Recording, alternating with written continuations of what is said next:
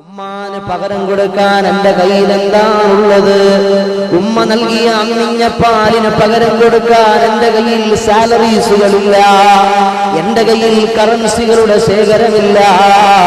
എത്രയെത്ര കോടാനക്കോടി കൊണ്ട് ഉമ്മാന്റെ മടിത്തട്ടി എറിഞ്ഞാലും ഉമ്മ തന്ന ഒരു തുള്ളി അമ്മിഞ്ഞ പാലിന് പകരമാകില്ല. പ്രപഞ്ചത്തിലൊന്നുമില്ല.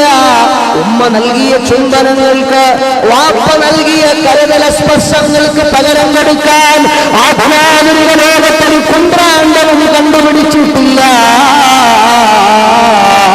പാതിരാറിന്റെ സമയങ്ങളിൽ ഞാനും നിങ്ങളും ഉറക്കമൊളിക്കാറുണ്ടോ? മുഅ്മിനീങ്ങളെ, ഉമ്മമാരെ നോക്കുവീ.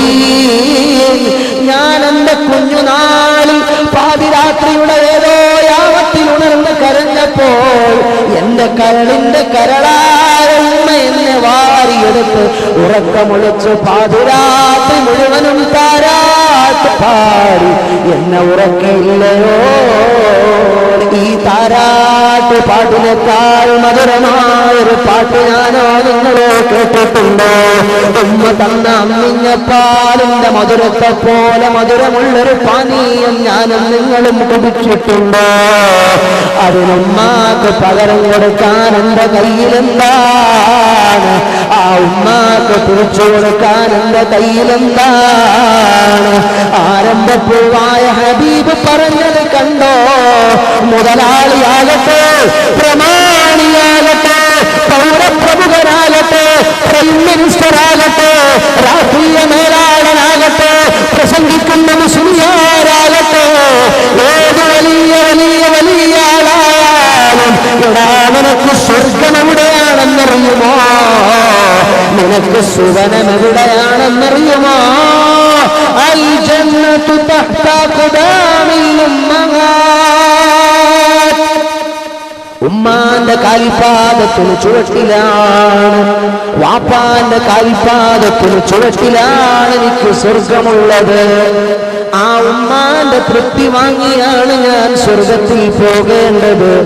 ആ വാപ്പാന്റെ തൃപ്തി സമ്പാദിച്ചാണ് ഞാൻ സ്വർഗത്തിലെത്തേണ്ടത്. അല്ലെങ്കിൽ എനിക്ക് സ്വർഗം അന്യമാണ്,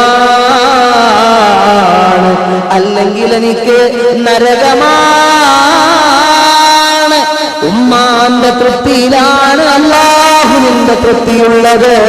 വാപ്പാന്റെ തൃപ്തിയിലാണ് അല്ലാഹുവിന്റെ തൃപ്തിയുള്ളത്. ഉമ്മാന്റെ മുഖത്തും ദേഷ്യത്തോടെ നോക്കല്ലേ മോനെ.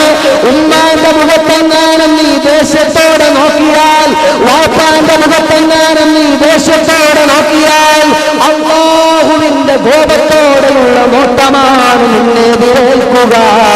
പരിശുദ്ധരായ പരിശ്രേഷ്ഠരായ മുഹമ്മദ് റസൂലുള്ളാഹ്. എത്ര ഗൗരവമുള്ള വിഷയമെന്നറിയാവോ?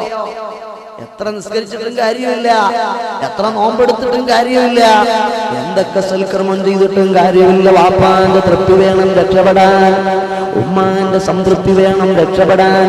ഒരു സഹാബി വര്യൻ വന്നപ്പോ ചോദിച്ചു, എന്റെ ഉമ്മയെയും വാപ്പയെയും കുറിച്ച് എന്തു പറയുന്നു നബിയേ? ഉമാ ജന്നതുക വനാറുക. നിന്റെ ഉമ്മ നിന്റെ സ്വർഗമാണ് മോനെ, നിന്റെ ഉമ്മ നിന്റെ നരകമാണ് മോനെ, നിന്റെ വാപ്പ നിന്റെ സ്വർഗമാണ് മോനെ, നിന്റെ വാപ്പ നിന്റെ നരകമാണ് മോനെ.